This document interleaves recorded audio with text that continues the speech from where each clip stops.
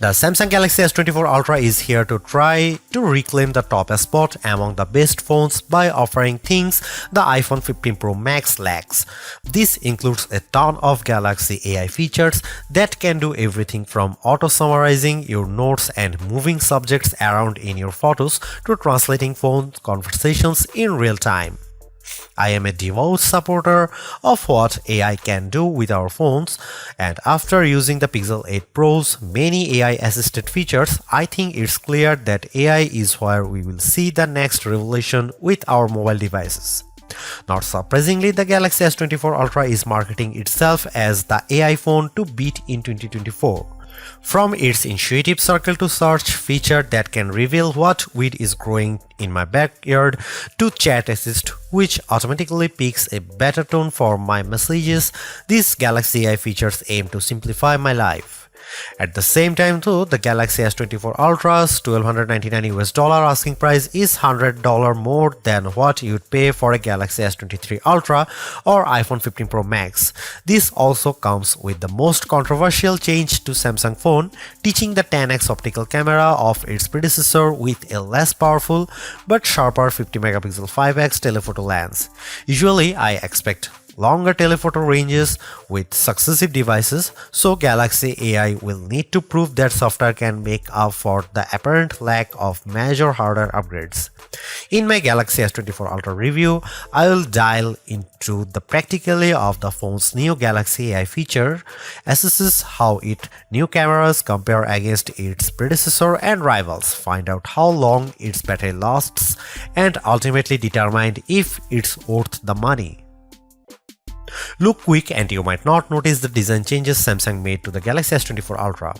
Most notably, the new model ditches its predecessor's armor aluminum frame for a titanium one, which bolsters durability and in this case leads to a lighter package as well.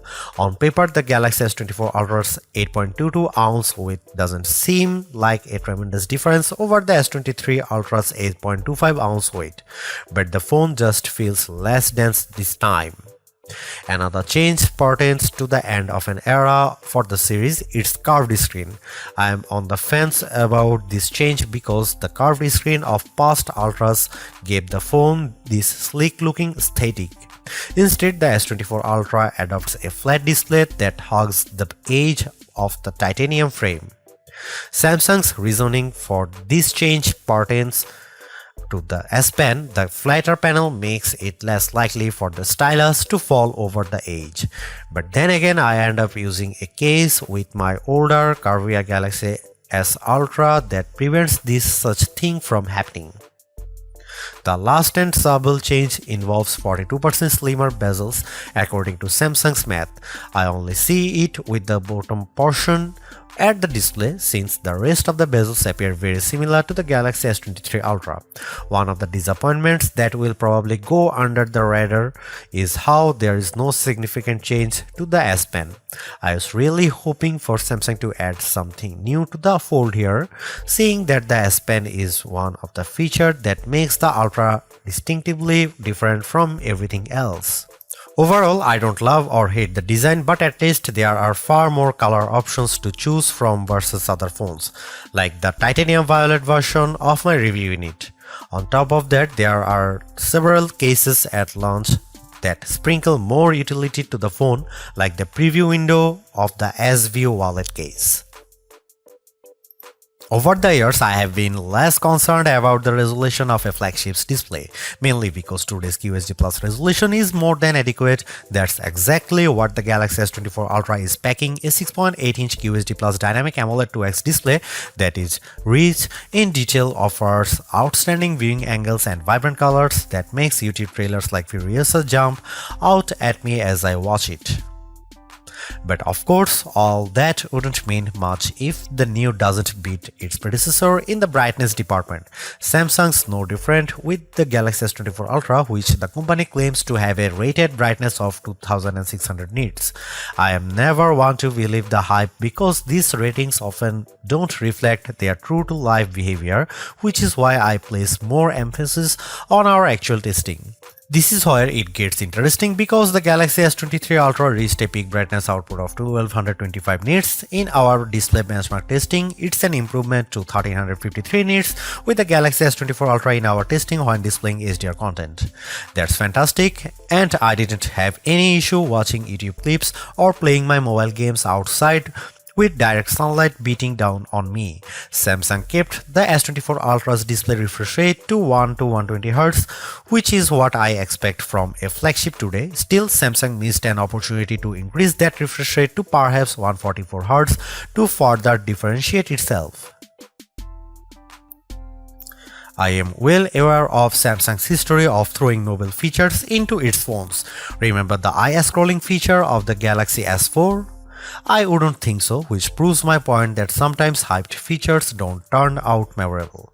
There's very little doubt of AI permeating into everything in our lives, our phone included, which is why Samsung's taking a proactive approach in giving its users access to new capabilities with Galaxy AI. Strangely enough, many of these AI-assisted features are in collaboration with Google, which raises the question of who's really making the innovations here. There is also a possibility that these AI features could change with Samsung's website disclaimer saying Galaxy AI features will be provided for free until the end of 2025 on supported Samsung Galaxy devices. Different terms may apply for AI features provided by third parties. I have been able to test out all of the included Galaxy AI features on the Galaxy S24 Ultra, and here's what I think. Circle to search. Much like everyone, I find it annoying having to switch between Chrome and say Instagram when I am trying to look up a type of cat from one of many cat Instagram accounts I follow. Circle to search eliminates the need to do this because a long press of the home button initiates the feature and I proceed to circle the object or subject with my finger. Then the corresponding search results page will pop up as an overlay. The best part? I never have to leave the app I am using to search, plus it works in every app. For example, I saw a photo posted by a friend on Instagram of a car that I didn't recognize. With Circle to Search, with the Galaxy S24 Ultra, I am able to select while still being in the app and that it shows me search results on what it could be. In another example, I took a photo of this statue of Bryant Park and Circle to Search is able to not only tell me what it is, but also its location with Google Maps details. Chat Assist. Built into the Samsung keyboard, Chat Assist can help you craft just the right message using the right tone. Think of it like an assistant who can tailor your messages so you sound professional when typing our emails to the boss or a playful tone when chatting with your closest friends. It works as advertised, and I have even chuckled on numerous occasions at Chat Assist's professional tone because it makes me sound too formal. While I do appreciate the options for the tone of my messages, I don't see it as a feature I would use frequently. Live Translate is one of the more practical Galaxy AI features I have tried out. It turns the Galaxy S24 Ultra into a translator during phone calls and supports 13 different languages out of the gate. This one's a perfect showcase for the power of artificial intelligence because it's doing translations in real time with minimal delay. I tried it out with my colleague who happens to speak Spanish. One thing I notice with Live Translate is that you have to be as basic or formal with your conversation because it gets tripped up when I sometimes speak too casually. There's a slight latency that might make your conversation sound confusing, but I like how the translated conversation is displayed on the S24 screen.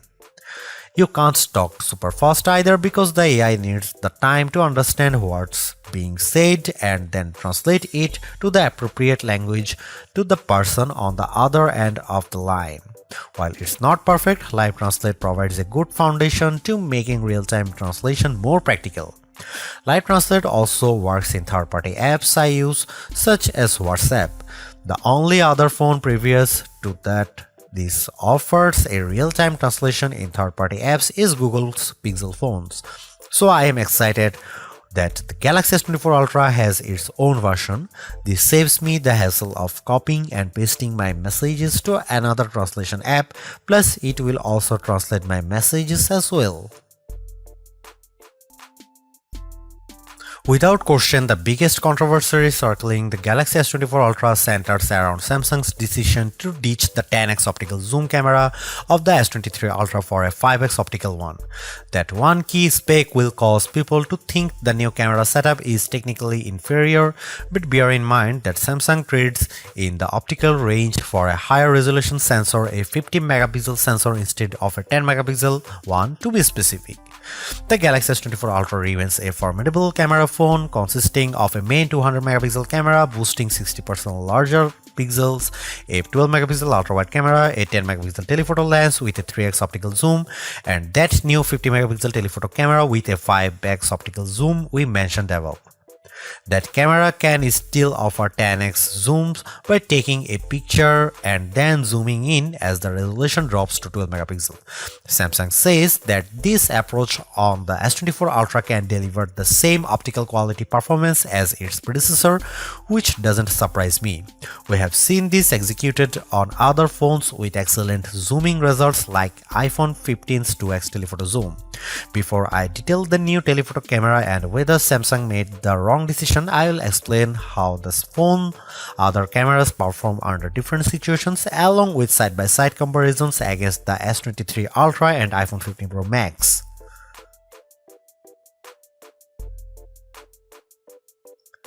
Starting with the main camera, I can't see much change over the S23 Ultra. Details are plentiful, colors are vivid, and the S24 Ultra's HDR performance does nicely to even out the highlights and shadows. I'm perfectly fine with these results, but in the back of my mind I was hoping for a wider separation from last year's model. Compared to the iPhone 15 Pro Max, it comes down to personal preference.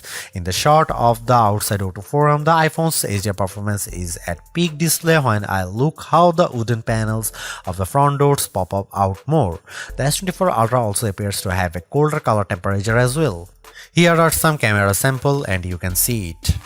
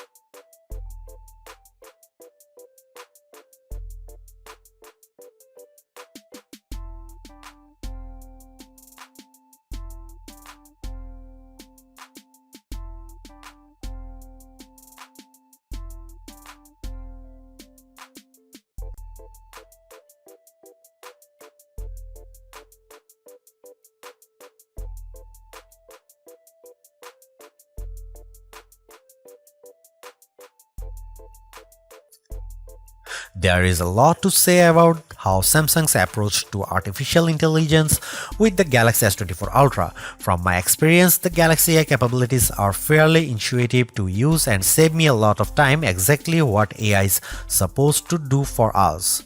Features such as circle to search, generative edit, instant slow-mo, and note assist all feel polished, while others such as live translate could benefit from more machine learning. Regardless, the Galaxy S24 Ultra proves that AI is here for the long haul. Yet I am a little disappointed that the Galaxy S24 Ultra camera performance doesn't have the same dramatic improvement I have seen from past updates. Samsung's choice to drop the 10x optical camera for a 5x one is the most glaring and controversial change, a downgrade I hope doesn't happen ever again. But despite this, the S24 Ultra has marked improvements to its processing power and battery life, two key areas I look at with any phone. The Galaxy S24 Ultra is not just a better, it sets the benchmark for all other phone releases in 2024. Knowing that the increase in price to $1,299 does complicate matters a bit, given that I feel the majority of its AI features are practical, combined with its performance and battery gains, it's still worth getting the Galaxy S24 Ultra if you are in the market for a super phone or upgrading from a handset that's a few years older. Thanks for watching, see you in the next one.